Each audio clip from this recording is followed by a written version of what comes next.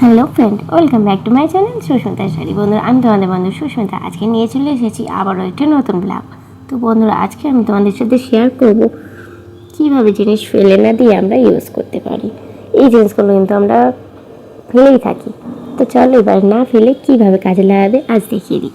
আর এটা কিন্তু বাগানীদের জন্য ভীষণ বড় একটা টিপস।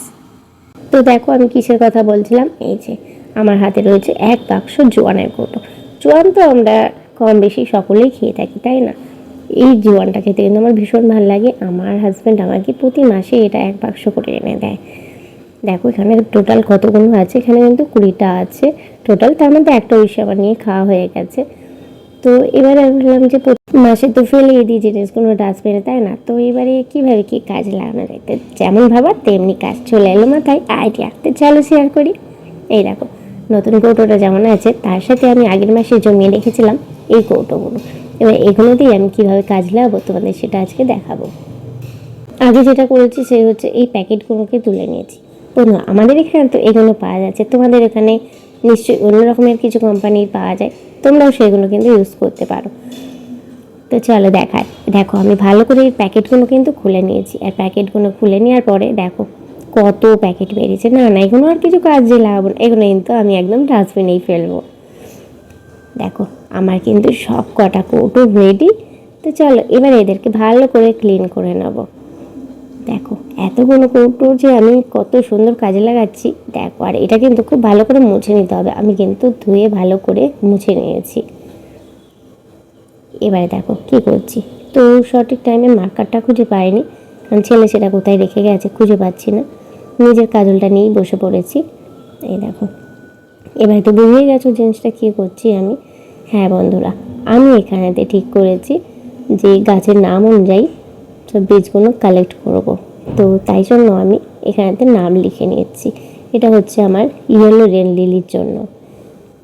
এরমভাবে নামগুলো লিখে যদি আমরা আলাদা করতে পারি তাহলে কিন্তু সেগুলো হারাবে না। আমি দেখো সঙ্গে চলে এসেছি ছাদে। আর এসেই দেখি এই নয়নতারাটাকে। এইগুলোকে দেখো আমি ডাল কেটে জলে দিয়ে রেখেছি যাতে এগুলো থেকে চারা হয়। আর দেখো একটা দুটো শিকড়ও হালকা বেরিয়েছে, আমি জানি না ক্যামেরায় বুঝতে পারলে কি না। এখানে কর্নপ্লান্টটাও আস্তে আস্তে বেড়ে চলছে। দেখো আমি এখানে টেবিলটা সাজাচ্ছি বলে ছেলেও কিন্তু ওর গাড়িটাকে সাজিয়ে দিয়ে গেছে। এখানেতে দিয়ে দিয়েছি একটা অ্যালমন্ডার গাছের চারা, সেটাকে পালিতে পুঁতেছি, দেখি চারা হয় কি।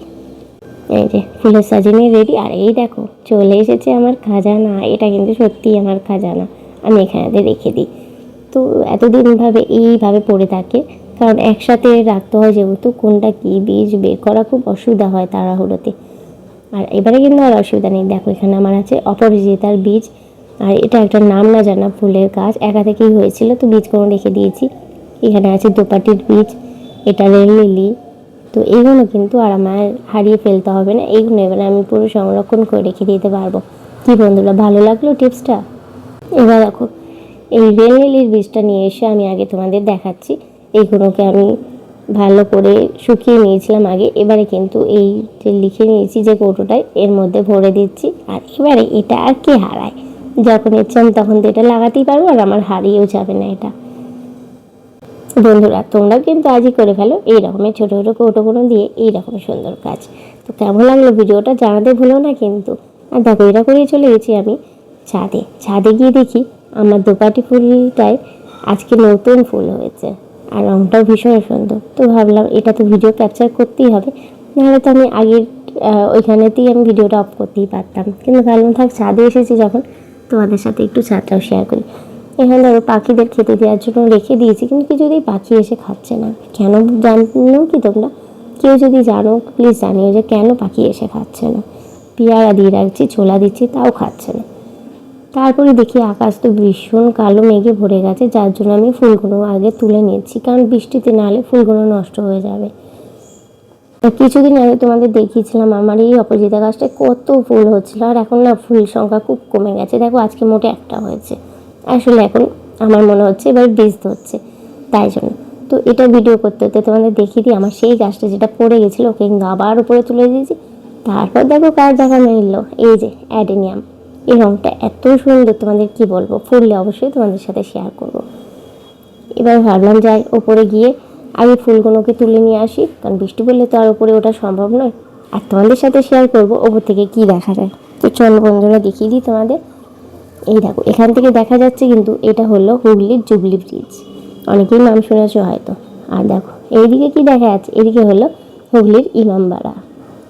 তো কেমন লাগলো বন্ধুরা ভিডিওটা জানাতে কিন্তু ভুলবে না, লাইক কমেন্ট করে দিও প্লিজ। এই দেখো কতগুলো আজকে ফুল ফুটেছে, তো মনটা খুশ হয়ে গেল ছাদে এসে।